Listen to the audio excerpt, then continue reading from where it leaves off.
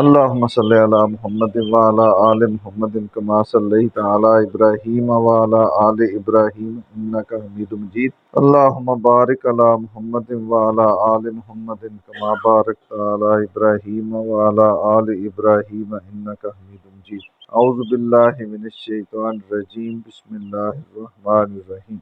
وَإِذْ قَالَ رَبُّكَ لِلْمَلَائِكَةِ إِنِّي جَاعِلٌ فِي الْأَرْضِ خَلِيفَةً قَالُوا أَتَجْعَلُ فِيهَا مَن يُفْسِدُ فِيهَا وَيَسْفِكُ الدِّمَاءَ وَنَحْنُ نُسَبِّحُ بِحَمْدِكَ وَنُقَدِّسُ لَكَ قَالَ إِنِّي أعلم ما لا تعلمون وعلم آدم الأسماء كلها ثم عرضهم على الملائكة فقال أنبئوني بأسماء هؤلاء إن كنتم صادقين قالوا سبحانك لا علم لنا إلا ما علمتنا إنك أنت العليم الحكيم. وَإِذْ قَالَ رَبُّكَ، اور جب قالا فرمایا ربک تیرے رب نے، تیرے پروردگار نے، للملائکۃ فرشتوں سے، انی جاعل بے شک میں بنانے والا ہوں، فی الارض زمین میں، خلیفت اپنا نائب۔ خلیفہ دراصل ہوتا کیا ہے؟ نائب کیا ہوتا ہے؟ سب سے پہلی جو چیز ہے نا وہ یہ کہ نائب کے پاس اپنے کوئی اختیارات نہیں ہوتے، نائب کے پاس کوئی ڈیسیژن پاور نہیں ہوتی۔ نائب کا کام صرف اتنا ہوتا ہے کہ وہ اپنے مالک یا اپنے سے جو بھی با اختیار ہے، جس کا وہ نائب ہے، وہ اس با اختیار ذات کے احکامات یا اختیارات کو امانتاً استعمال کرے، اور وہ اس صورت میں اسی زاویے پر ہی استعمال کرے جس زاویے پر استعمال کرنے کا حکم ہے۔ وہ ان اختیارات کو اپنی مرضی سے استعمال نہیں کر سکتا، اور اگر وہ ان اختیارات کو اپنی مرضی سے، اپنی سوچ کے مطابق، اس کے احکامات سے ہٹ کے اگر استعمال کرے گا تو وہ گناہ گار ہوگا، وہ اختیارات میں مداخلت ہوگی۔ اب یوں سمجھ لیجئے کہ گھر کا سربراہ والد ہے، وہ کہیں جا رہا ہے، اپنے بیٹے کو کچھ نصیحتیں کر کے جاتا ہے کہ فلاں شخص آئے گا، آپ نے یہ معاملات اس کے ساتھ طے کرنے ہیں، اتنی چیزیں لینی ہیں، اتنی چیزیں دینی ہیں، یہ اتنی رقم لینی ہے، اتنی دینی ہے۔ اب جب وہ کوئی شخص آئے گا تو اس وقت اس سے ملنے والا تو بیٹا ہے نا، وہ اتھارٹی میں ہے، بظاہر باہر سے آنے والے کے لیے وہ اتھارٹی میں ہے، لیکن حقیقت میں وہ اتھارٹی میں نہیں ہے، وہ اس کے ساتھ صرف انہی احکامات یا جو انسٹرکشنز ہیں، جو ہدایات ہیں، ان ہدایات کے مطابق ہی طے کر سکتا ہے معاملات کو۔ وہ وہاں پہ اپنی مرضی کے مطابق، اگر باہر سے آنے والا شخص ان معاملات سے ہٹ کے کوئی بات کرتا ہے تو وہ کیا کہے گا؟ جی یہ میرے اختیار میں نہیں ہے، اس کے بارے میں آپ کو پوچھ کے بتاؤں گا۔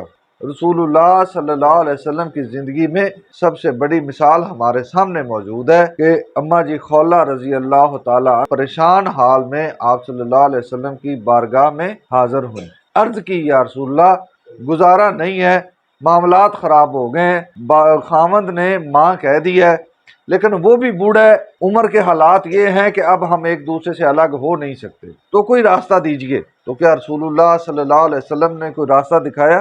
فرمایا نہیں، میرے اختیار میں نہیں ہے، میرے پاس جو احکامات ہیں ابھی تک کے جو معاملات ہیں اس میں یہ ہے کہ آپ الگ ہو گئے ہو۔ تو جس کے پاس اختیارات تھے اس سمیع بصیر نے سن لیا۔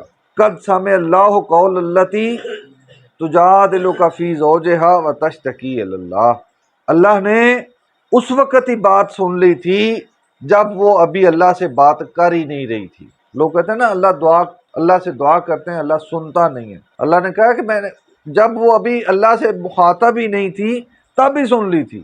قد سمع اللہ قول التی تجادلک فی زوجہا، وہ آپ کے ساتھ جھگڑ رہی تھی اپنے خاوند کے متعلق، تو اللہ نے اس کی بات سن لی، تو پھر وہ اللہ کی طرف متوجہ ہوئی، تشتکی الی اللہ، جب اللہ سے مخاطب ہوئی تو پھر وہ جو با اختیار ذات ہے اس نے قانون بدل دیا، اس کے پاس اختیار ہے، وہ قانون بدل سکتا ہے۔ تو جو نائب ہے، جو اس دنیا میں اللہ کے احکامات کو شریعت کی صورت میں ہم تک پہنچا رہا تھا، رسول اللہ صلی اللہ علیہ وسلم، محمد عربی صلی اللہ علیہ وسلم، انہوں نے اپنے پاس سے کوئی احکامات جاری نہیں کیے کیونکہ ان کے پاس اختیار نہیں تھا، وہ خلیفہ ہیں، خلیفہ کے پاس اپنے اختیارات نہیں ہوتے۔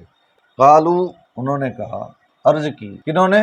فرشتوں نے، اتجعلوا، کیا تو بنائے گا، فیہا، اس زمین میں، من یفسد فیہا، اس کو جو فساد کرے گا اس میں۔ اب فرشتوں کو کیسے پتا تھا کہ فساد کرے گا؟ یہ ایکسپیرینس دیکھ چکے تھے، تو جنات کے معاملات کو دیکھتے ہوئے فرشتوں نے یہ بات کہی، وَيُسْفِكُ الدِّمَاءَ، اور خون بہائے گا، وَنَحْنُ نُسَبِّحُ، اور ہم ہیں تسبیح بیان کرنے والے، بحمدک، تیری حمد کے ساتھ، وَنُقَدِّسُ لَكَ، اور تیری پاکیزگی بیان کرنے والے۔ فرشتوں نے اپنے تئیں یہی سمجھا فرشتوں کی ڈیوٹی کیا ہے، تسبیح بیان کرنا، پاکیزگی بیان کرنا، اللہ کی بڑائی بیان کرنا۔ اب انہوں نے یہی سمجھنا ہے کہ اللہ تعالیٰ نے ایک اور مخلوق پیدا کرنی ہے اسی کام کے لیے، جو تسبیح بیان کرے گی، رکوع و سجود کرے گی۔ تو انہوں نے، فرشتوں نے کہا کہ ہم بہت ہیں، تھوڑے تو نہیں ہیں کہ آپ کی تعریف بیان کرنے میں کوئی کمی ہے، اللہ کی تعریفات تو اتنی ہیں کہ جتنی ہم سوچ بھی نہیں سکتے۔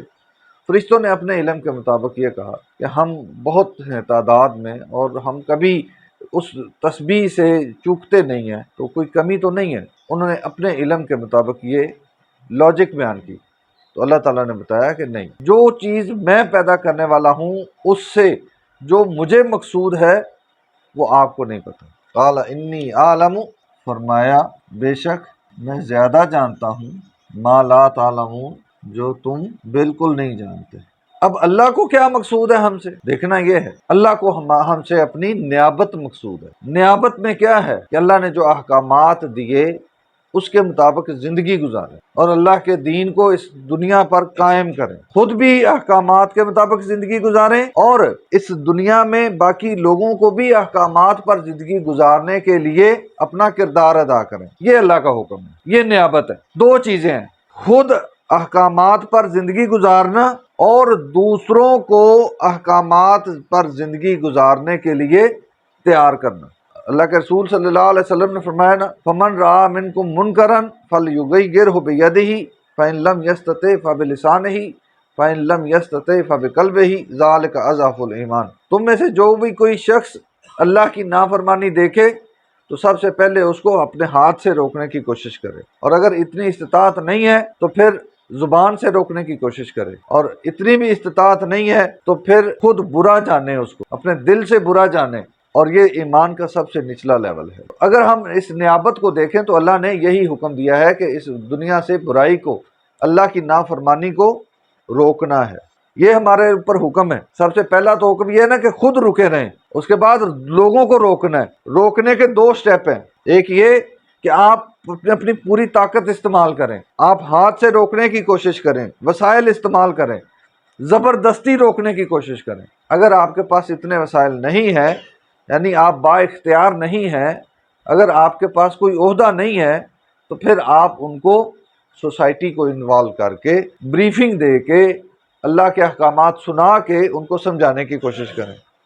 یہ دوسرا نمبر ہے کہ آپ زبردستی ان کو روک نہیں سکتے، سختی نہیں کر سکتے، تو آپ پیار سے ان کو اللہ کا پیغام پہنچا دیں، اور اگر آپ یہ بھی نہیں کر سکتے تو پھر اپنا ایمان لازمی بچا لیں، اور یہ سب سے ایمان کمزور ہونے کی نشانی ہے کہ اپنا ایمان لازمی بچا لیں۔ تو جو شخص اس برائی میں، اس نافرمانی میں دلچسپی لینے لگے، اس کی تو اس حدیث میں اس کا ذکر ہی نہیں ہے۔ سب سے ایمان کا سب سے نچلا لیول جو ہے وہ کیا ہے؟ دل سے برا جاننا۔ تو جو دلچسپی لے رہا ہے اس کا مطلب ہے اس نے دل سے برا نہیں جانا۔ تو سب سے نچلے لیول سے بھی نیچے چلا گیا، تو کیا مطلب ہے؟ وہ پھر ایمان سے گیا۔ وَعَلَّمَ آدَمَ الْأَسْمَاءَ، اور سکھائے آدم علیہ السلام کو الاسماء کلہا، تمام نام، چیزوں کے کچھ چیزیں وہاں پہ اللہ تعالیٰ نے رکھی جن کے نام بتائے۔ اس طرح کے سوالات اکثر بے مقصد سوالات لوگ کرتے ہیں، اچھا جی وہ کیا کیا چیزیں تھیں؟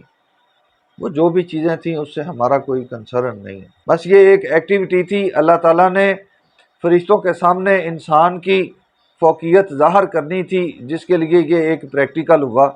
اب اس میں کون کون سی چیزیں ہیں، اس میں ان کی کیا اہمیت ہے، ان چیزوں کو سامنے رکھنے کی ضرورت نہیں ہے، نہ یہ زیر بحث ہونی چاہیے۔ ثم عرضہم، پیش کیا ان کو، علی الملائکۃ، فرشتوں پر، فقال انبئونی، پس حکم دیا مجھے بتاؤ، بے اسماء ہؤلاء، ان چیزوں کے نام، ان کنتم صادقین، اگر تم اپنے دعوے میں سچے ہو۔